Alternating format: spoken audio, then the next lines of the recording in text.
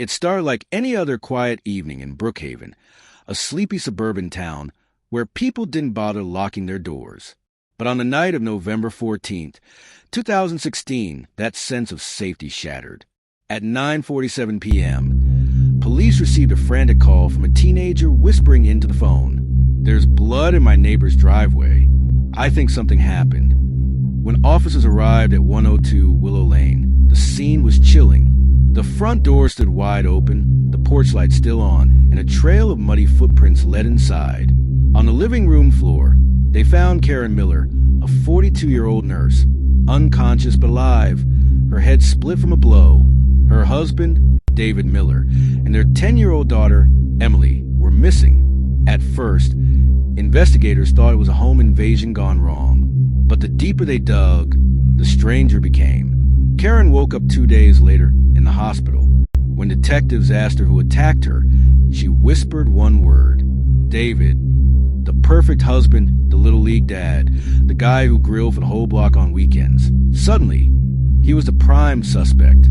The theory was brutal but simple. David snapped, attacked his wife, and vanished with his daughter. But here's where it gets messy. Surveillance footage from a gas station 2 towns overshowed David and Emily alive around the same time Karen was being loaded into an ambulance. He looked calm. Emily even had a hot chocolate in her hand. No signs of distress.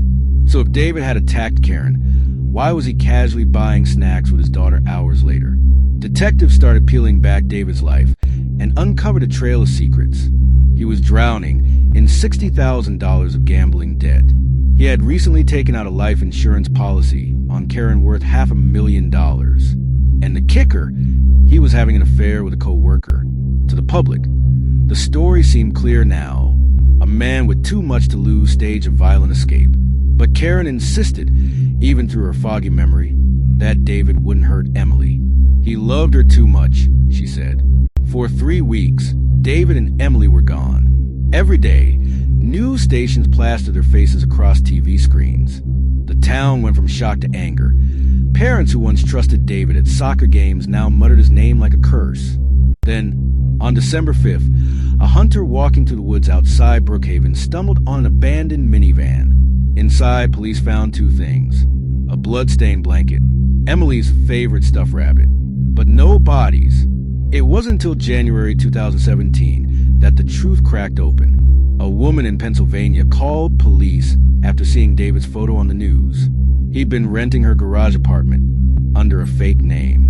When they raided the place, they found David, gaunt and exhausted. Emily was with him, alive but shaken. Here's the part that flipped everything upside down.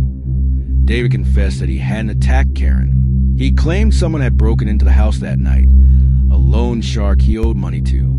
He said the man struck Karen, then threatened David to leave town with Emily or she'd be killed too. Police pressed him for proof. The loan shark story sounded convenient, almost scripted.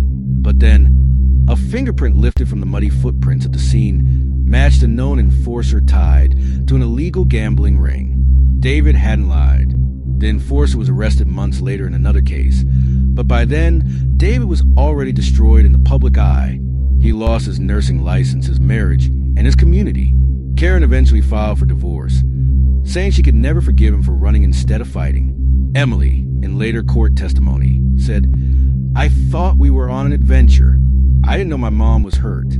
I thought Dad was saving me." The story of the Miller family became a haunting reminder that in true crime, villains and victims don't always look the way you expect.